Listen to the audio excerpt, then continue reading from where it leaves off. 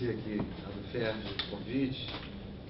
Prazer de poder estar aqui na mesa com o Carlos, com o Fernando, com o Daniel, e poder conversar sobre essa condição que a gente tem hoje da medida provisória do ensino médio com todos. Acho que o Fernando abriu aqui a atividade, a capacidade de se produzir espaços de explicitação de contraditórios e sobre eles definir estratégias a serviço da produção do bem público. Eu acho que é o que a gente tem que jogar hoje na condição do espaço público brasileiro, que está meio fragilizado. Na verdade, os dois blocos que eu estava estruturando, parece que é pelo óbvio, né, parecido com o Daniel, eu vou tentar não ser repetitivo com alguns argumentos, mas é evidente que no limite é incompreensível o instrumento da medida provisória, total erro. É um erro do ponto de vista do histórico. Eu tenho alguma modulação para entender o que o Daniel estava falando sobre o projeto de lei, porque desde 2012, né, que a primeira vez que o Reginaldo apresenta a proposta da Comissão Especial é no início de 2012, né, e o PL vai construindo, o 1084, e vai construindo um consenso final de 14. Então a gente tinha um projeto de lei com todas as dificuldades, com todos os limites, com vários erros, com o Daniel, eu ainda participei de várias audiências, teve em torno de 20 audiências públicas, né, então há uma discussão instituída no cotidiano legislativo, e sobretudo na realidade brasileira, em torno de um projeto de lei, e que a questão era como retomá-lo, fazer a crítica, mudar, fazer correções, etc. Então, é extemporâneo, é um erro a ideia da medida provisória. Eu acho que não só é um erro, como coloca em risco, acho que tem que ser um pouquinho mais radical do que o Daniel, se isso for possível, tá? que é a possibilidade de você, nesta agenda da medida provisória, inviabilizar a transição consistente e necessária para um dos maiores desafios que a gente tem na educação básica, que é o estágio que nós estamos no ensino médio. Ou seja, aquela imagem alegórica de jogar o bebê com a água do banho pode se dar agora. A depender da forma com que isso ocorra, sobretudo você terá um outro ciclo executivo responsável pelo ensino médio em 2018. Se você não fizer alguns movimentos chaves agora, você pode estar jogando a capacidade de construção de uma reestruturação do ensino médio, vamos dizer, sendo otimista, com outro ciclo eleitoral, que seria 2022, e a gente está com o tamanho da dívida, daqui a pouco eu falo disso, absolutamente gigantesco, e é importante dizer. Então, se tem algo na forma da tramitação que traz gravidade ao cenário, obviamente no contexto pós-impeachment isso fica mais radicalizado, e cria talvez caminhos possíveis de um impasse ou da famosa estruturas legais que não pegam. Do ponto de vista daquilo que eu acho que é a única função objetiva que coloca todo mundo aqui junto, que é o que acontece com os jovens, certo? E qual é a capacidade efetiva de mudança do patamar do ensino público brasileiro, indo ao encontro dos interesses e necessidades da juventude, pode ser que a gente esteja numa situação de córner, um clássico, a situação de escanteio, em que você não acha nenhuma solução possível, né? E é importante, acho que nesse debate a gente tratar isso, soluções clássicas de escanteio, em que você disputa duas visões e que elas não encontram campos de possibilidade de encontro, tá? Não são, essas soluções de escanteio, não são o resultado esperado do estabelecimento do contraditório, como o Carmen estava colocando, certo? Senão seria puro diletantismo, mas colocar o contraditório a serviço do nada, que é ficarmos esvaziando o processo da argumentativa do diálogo. Então, isso é clássico em teoria dos jogos, certo? A gente pode estar vivendo uma situação de solução de escanteio e uma impossibilidade que vai afetar a qualidade de vida e, obviamente, a capacidade de aprendizagem de mais uma geração. Então, eu acho que, só sublinhando um ponto que Daniel disse, o que a gente tem, não muito exitoso na realidade brasileira, mas experiência internacional, de de reformas estruturais no campo da educação, em outros campos também, mas a gente está se atento aqui à educação, precisam, em geral, não só ser consistentes do ponto de vista do seu conteúdo, mas legitimizadas do ponto de vista do processo. Você tem que gerar campos de escuta forte, né, com os vários atores relevantes. O Daniel citou alguns, mas, desde professores, dos estudantes, mas, e a capacidade de construção, apesar da identificação em todas as reformas que a gente vê razoavelmente bem-sucedidas de campos de discordância, você, em torno da construção do diálogo, você vai na direção de caminhar para um campo possível de implementação. Acho que foi isso muito a intenção, daqui a pouco eu falo isso,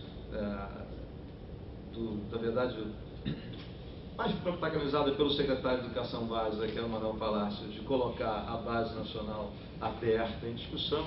Eu estava à busca aqui dos números, é uma coisa meio, sei lá, 12 milhões e 200 contribuições, 212 mil professores investidos, uma discussão tentativa, eu acho que ela não foi muito bem exitosa, mas de colocar a base num campo, na base nacional curricular comum, num campo de discussão. A única coisa que eu queria destacar, talvez para o debate, é a gente não perder de vista, diante da condução, vamos falar, errada e desnecessária da medida provisória, né, de um argumento do Lismonge e do Fernando Limonge, tá, e da Argelina Figueiredo, que é a ideia da hipertrofia do executivo. Tá? Esse argumento da ciência política, na realidade brasileira, sobretudo no nosso histórico, né, do executivo em regime de coalizão, de coalizão, é muito importante quando a gente vê, desde 88 para cá, uma indução a essa ideia de baixa negociação.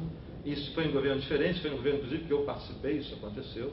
Então, a gente fez mudanças via MP, que foi uma coisa que aconteceu nos processos, mas o argumento teórico é importante da hipertrofia do executivo, em que, dado a forma que a gente constituiu a estrutura de poder brasileira, o executivo, nas suas três esferas, vai ao encontro de pautas que estão no legislativo, retira essa pauta e assume o protagonismo dessa capacidade de transformação. Tá? Acho que isso no ambiente da universidade, é importante a gente discutir que é algo mais estrutural da forma com que nós lidamos, às vezes de forma irresponsável, com o campo regulatório e a capacidade do campo regulatório em impactar em efetividade de políticas públicas. Certo? Então, bem, só estou deixando isso porque eu acho que debater esse argumento do Limonge é muito poderoso e ele tem a sua potência, porque do ponto de vista empírico ele atravessa realidades do ponto de vista partidário radicalmente distintas e nas três esferas de governo. Tá? Então essa hipertrofia do executivo que se apropria dos legislativos e não cria campos de possibilidade, né? Nos dias de hoje, o tema da autonomia dos poderes é um tema importante, mas não cria campos de possibilidade de construção de saídas mais negociadas na linha das reformas que Daniel estava mencionando. Tá? Bem, não vou investir tanto tempo da medida provisória. Tem um outro ponto da medida, perdão, de ser por medida provisória, mas além disso, tem um ponto, fiquei esperando, devia ser o 7º ponto do Daniel, tá? Mas tem um ponto, quando você lê a medida, primeiro que ela é de um juridiquês desnecessário, então, que a medida é um Frankenstein juntando duas coisas que são de categorias analíticas radicalmente distintas, certo? Que é o campo da flexibilização, sobre o qual eu vou estar discutindo, tá? E a ideia da educação integral, certo?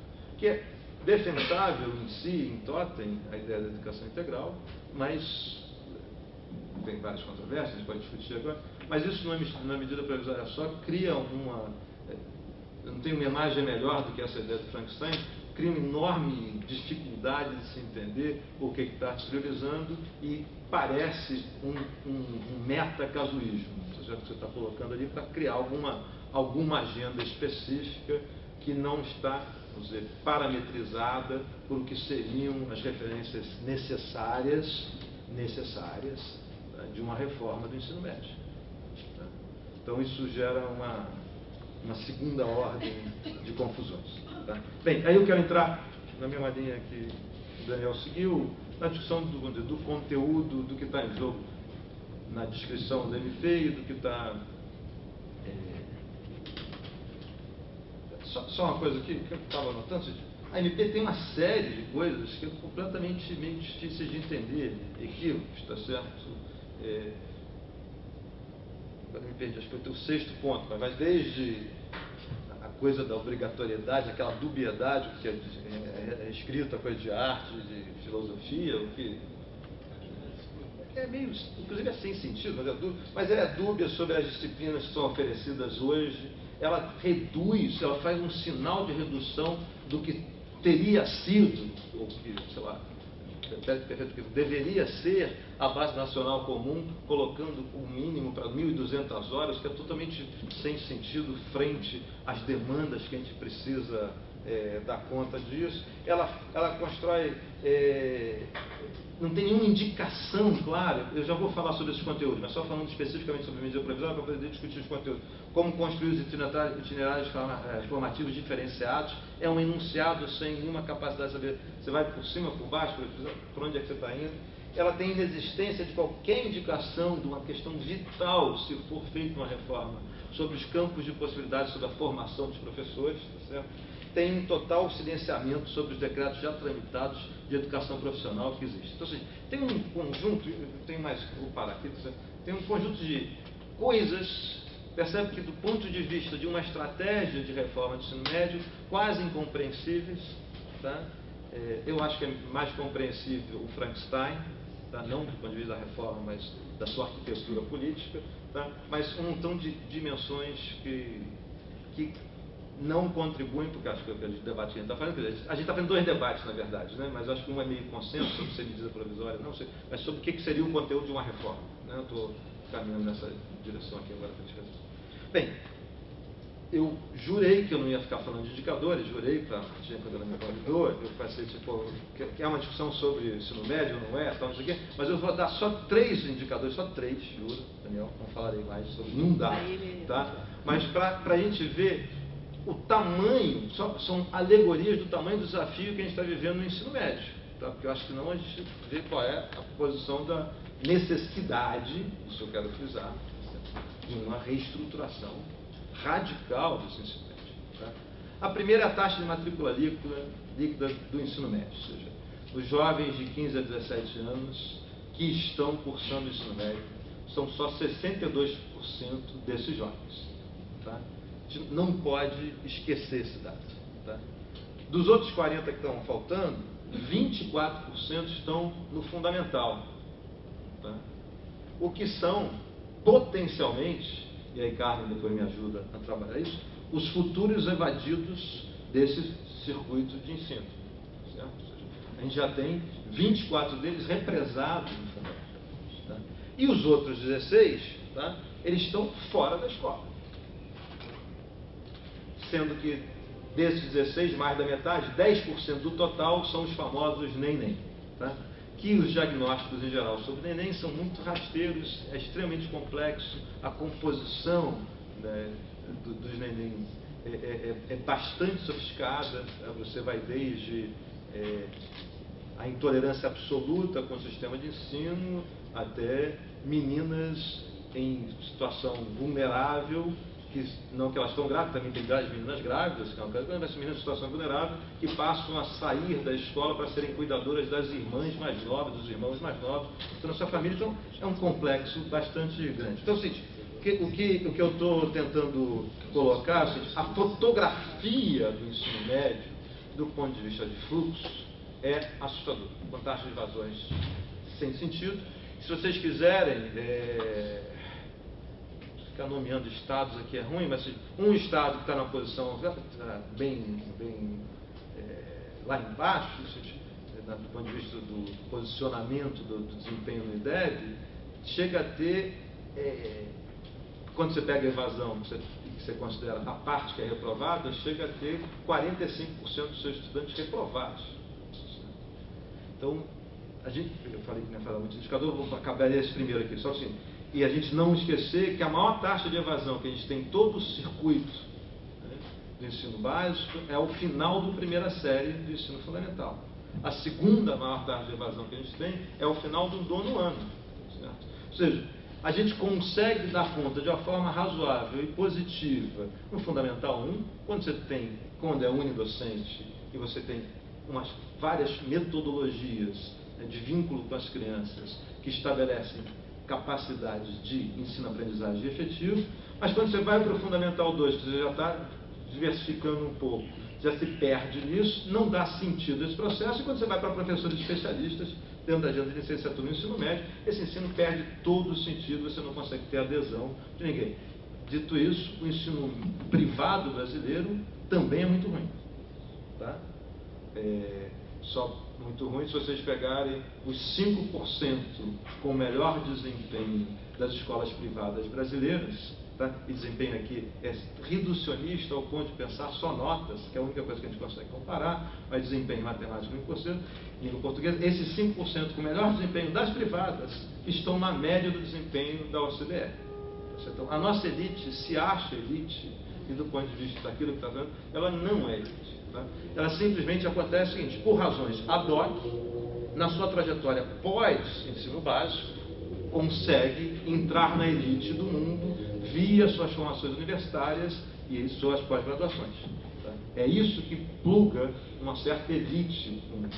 Mas nem a elite cultural, nem a elite econômica desse país consegue, ao final do ciclo básico, estar perto do que seria seu equivalente no mundo europeu. Tá? Então isso é chave, há uma falência do sistema como um todo, inclusive no ensino privado. Tá? Bem, guardar isso aqui. Quando a gente pega o IDEB, tá?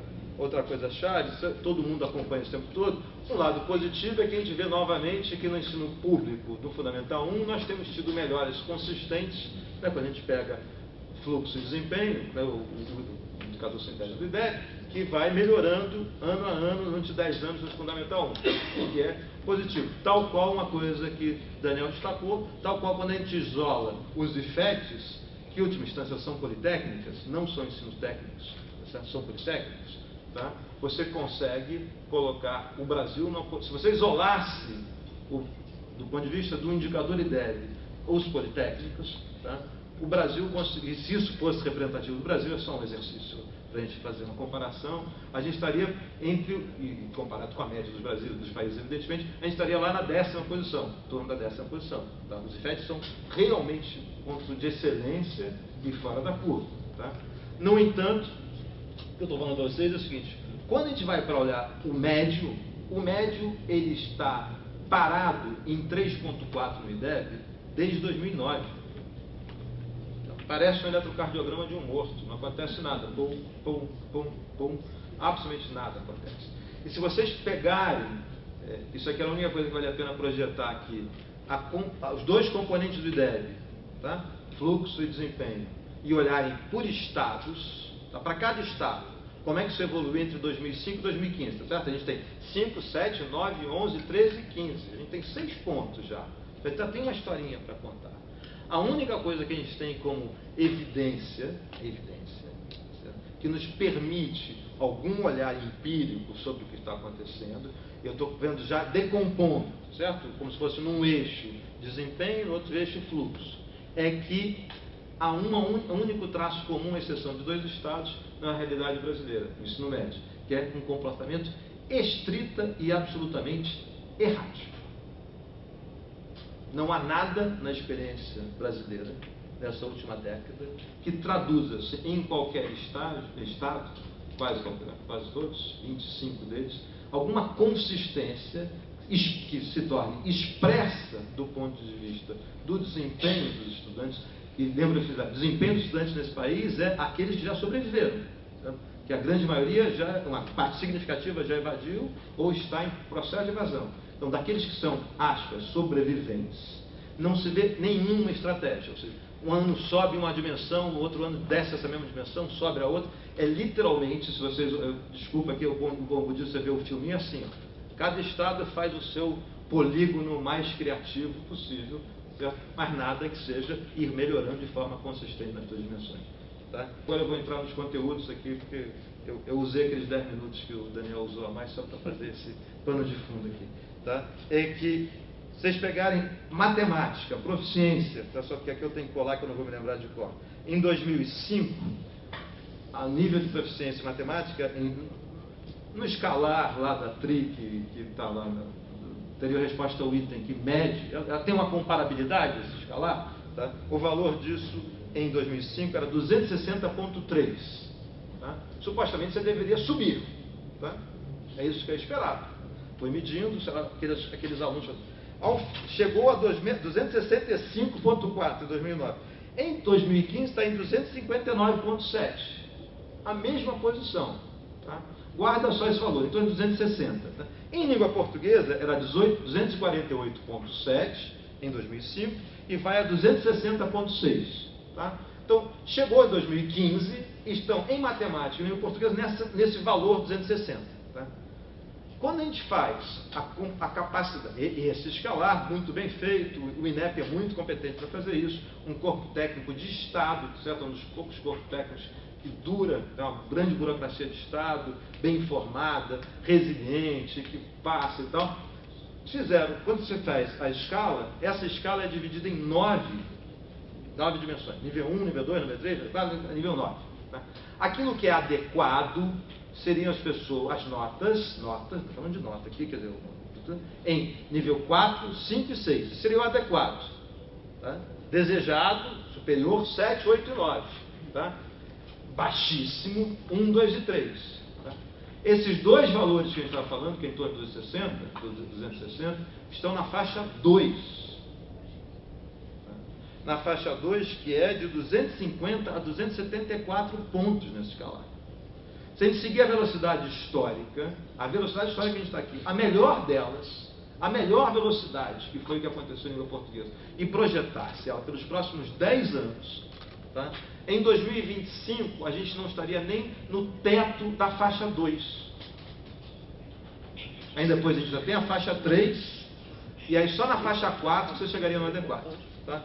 Então, só quero, eu vou voltar aqui para a discussão, eu só quero ter gostaria que a gente conversasse sobre a contundência da necessidade, e não tem nada a ver com os argumentos que Daniel moveu a favor da reforma. A gente quer dizer o seguinte: não é possível.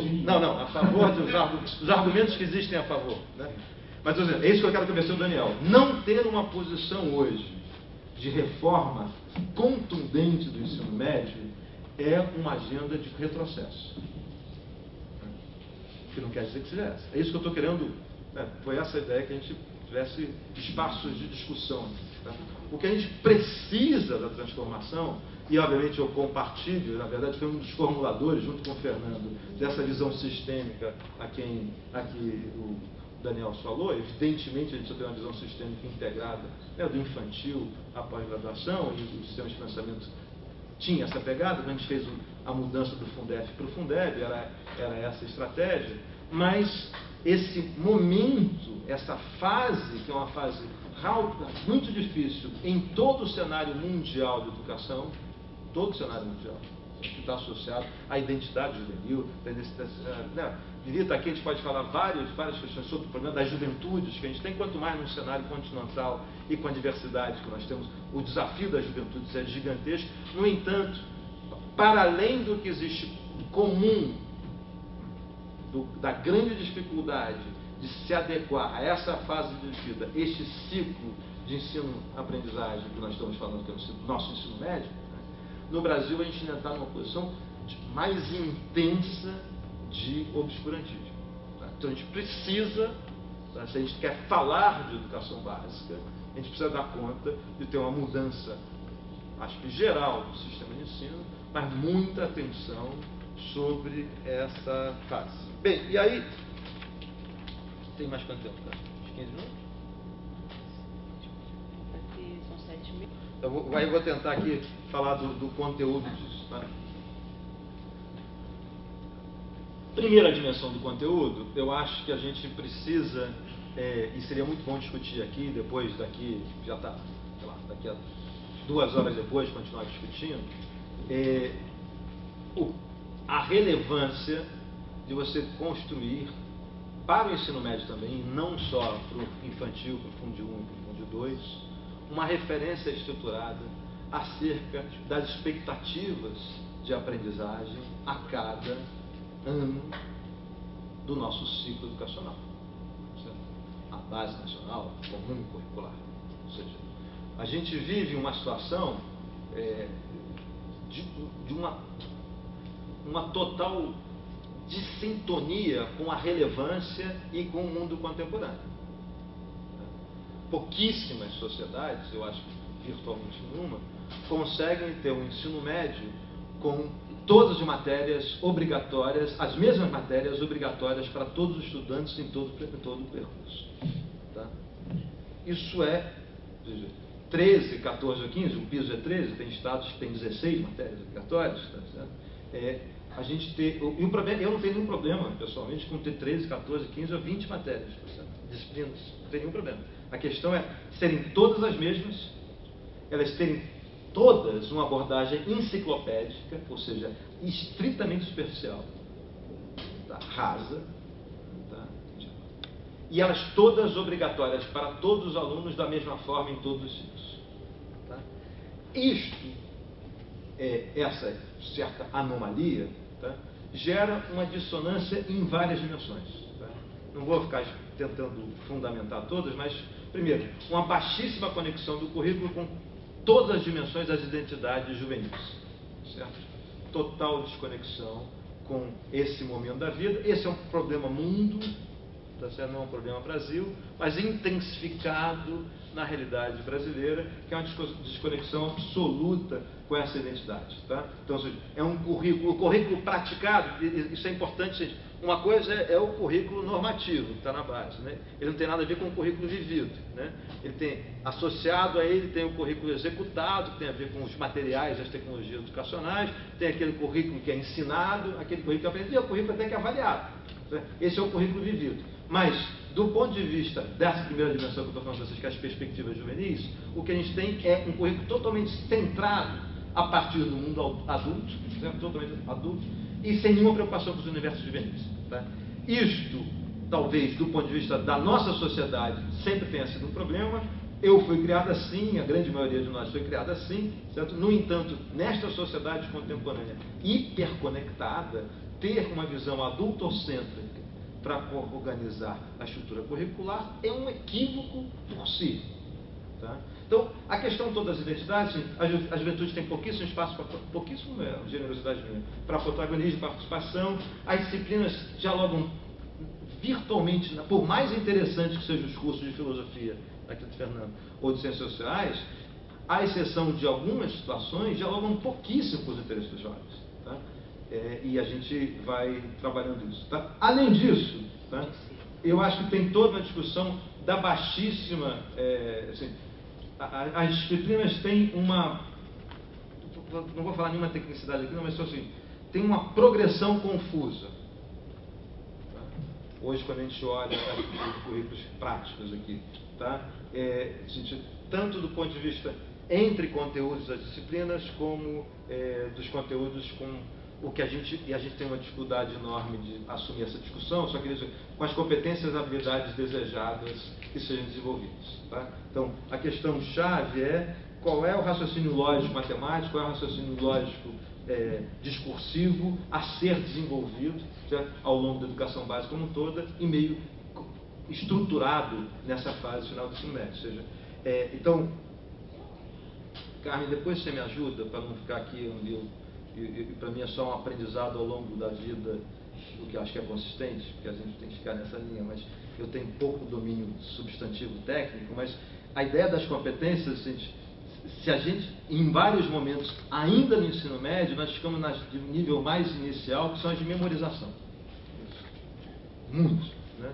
Pouquíssimo na capacidade de análise, tá? e raramente na capacidade de síntese. Tá? Então, a questão toda é como você estruturar uma visão de currículo que nessa fase do ensino médio tem que estar vital para entender as capacidades de uma visão da síntese nessa história. Tá? Então, sintetizar é uma habilidade, uma competência muito sofisticada. Tá? E a escola, né, e a educação pública está a serviço, pelo menos deveria ser. Tá? Então é o seguinte, estou só falando o seguinte, a perspectiva enciclopédica que nós vivemos não contribui para isso. Tá? Aí é aqui uma questão polêmica. Deste ponto de vista, menos é mais. O que quer dizer menos é mais? Adensar alguns elementos chaves do raciocínio analítico discursivo, do raciocínio analítico matemático. Nesta formação básica é estratégico. Tá? E a enciclopédia não dá conta disso. Tá? Só para a gente... Vocês estão vendo que eu não estou evitando nenhuma polêmica, né? Estou querendo que a gente consiga trabalhar os pontos onde eles estão. Tá? E aí, para além disso, as disciplinas têm um baixíssimo grau de articulação entre elas. Tá? A gente tem um inchaço da oferta, tá? Estou seguindo aqui para poder ser mais rápido. Tá? Ou seja, tem baixíssima articulação entre as disciplinas, coisas que eu fui aprendendo ao longo dos últimos 10 anos, mas assim, e aí de novo com a superficialidade que eu posso falar sobre isso, e aí quem for da área de educação pode me ajudar, mas por exemplo, coisas que eu fiquei trabalhando, tentando entender na área de ciências. Tá? Você dá hoje, em vários currículos reais, concretos, a gente ficou tentando levantar isso nos estados diferentes. Como é que é isso na prática? Tá? Você dá, por exemplo, conteúdo quântico, tá?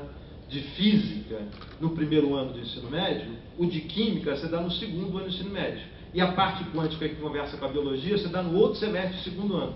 Quando você faz isso, evidentemente, essa desconexão produz o quê? Um incentivo radical à decoreba.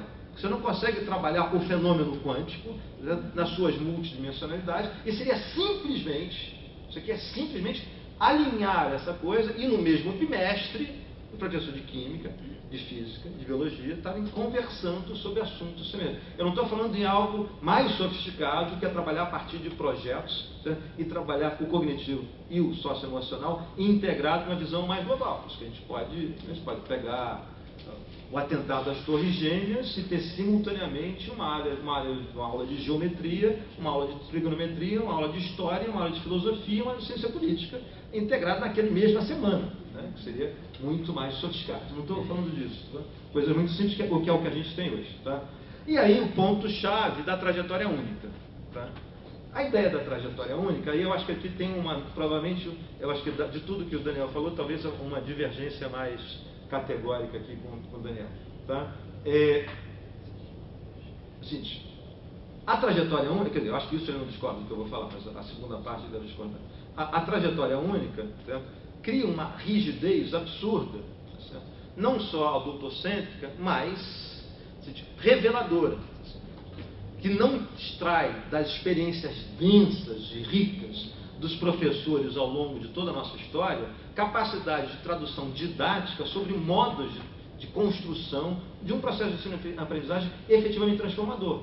Você faz o quê? Você simplesmente vomita um montão de conteúdos, sem capacidade de fazer frente às expectativas que são muito variadas dos estudantes.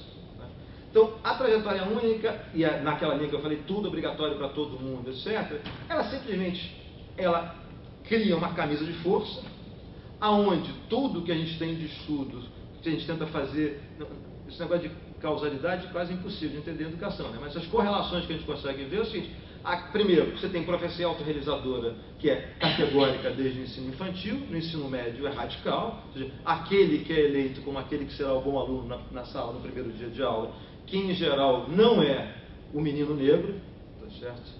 De jeito algum, tá?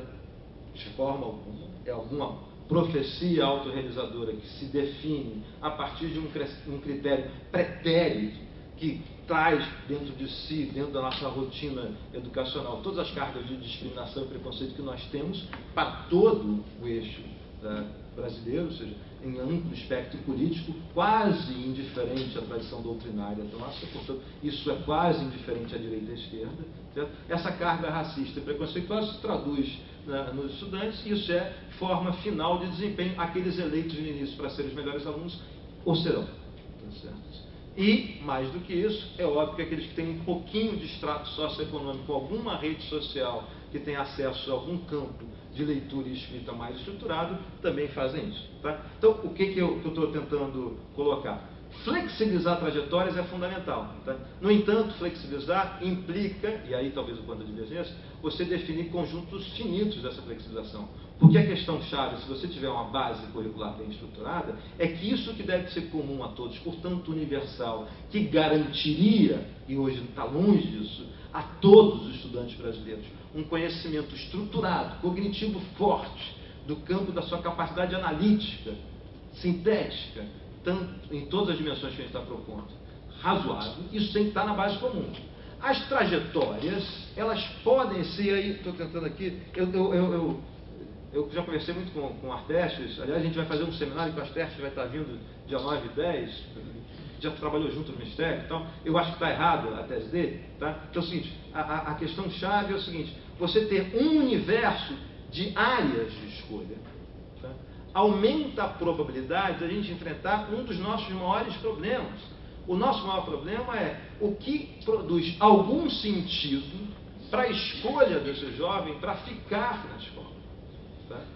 Porque sem atribuição de algum sentido, a taxa de evasão é aquela que eu falei para vocês, e a taxa de desinteresse, que é intangível, quase impossível de ser metrificada, ela é muito alta. Então, a capacidade, e obviamente isso deveria ser feito, uma base comum, e eu consegui, só no campo propedêutico, diante das 4 trajetórias, se eu pudesse fazer uma trajetória que fosse, vamos dizer, a minha escolha principal, e uma trajetória de uma escolha secundária. Simplesmente fazendo isso, suponho, e acho que minha defesa é que a gente deveria ter 3.000 horas como ensino regular. Tá? Então, com 3.000 horas, se a gente conseguisse em torno de 2.000, tá, na base curricular comum, 1.800, 2.000, essas outras 1.000, 1.200, desculpa estar falando coisa muito operacional, mas eu poderia estar fazendo uma escolha de trajetórias que seja aquele meu campo principal, tá, e meu campo complementar. Vai ao encontro da prática e da literatura internacional, tá? Mas vai ao encontro daquilo que é dos grandes calcanhares de Aquiles nossos, que é a incapacidade de eu produzir algum sentido, enquanto estudante, de futuro para a minha trajetória educacional, certo? E não ver vínculo algum das capacidades, daquilo que eu projeto como expectativas, frente àquelas decisões que eu posso tomar. Um parênteses só para lembrar, a grande briga que nós tivemos para sustentar cotas, eu não sei vocês, mas eu, desde o início da minha vida, vamos dizer, algo reflexiva, certo? Desde os primeiros artigos que eu publico há 25 anos atrás, a favor de cotas, especificamente cotas raciais, certo? Uma sociedade estruturalmente racista como a nossa, certo? Era em nome de, não só saudar a dívida histórica, mas como criar um sistema, e eu vou dizer aqui economia, de incentivos claros, certo? Para que os jovens de famílias vulneráveis, sobretudo jovens negros, vissem perspectiva intertemporal de mobilidade educacional e decidissem se dedicar ao estudo. Certo? Me lembro, desculpa aqui, Carmen, estou saindo assim, me lembro de fazer avaliações dos pré-vestibulares comunitários no final dos anos 90, e uma das grandes perversões do pré-vestibulares comunitários no final dos anos 90 é que havia um vaticínio interno reproduzido pelos professores, pessoas maravilhosas, vários amigos meus dedicados, militantes, mas que de forma explícita colocavam para a população favelada do Rio de Janeiro que ambicionar ser médico não fazia nenhum sentido. E, portanto, estava predeterminada na sua trajetória formativa, ali no pré-vestibular, absolutamente engajado na transformação da sociedade, que ele só poderia dar um determinado leque finito de profissões. Então, essa mesma coisa que a agenda de cotas viabiliza, que é uma redefinição da minha mobilidade intertemporal, ajustando minhas expectativas e meus desejos àquilo que eu projeto para o futuro, é fundamental que no ensino médio eu tenha a capacidade de fazer isso. Para isso, eu preciso de alguma flexibilidade e não preciso de infinitas flexibilidades.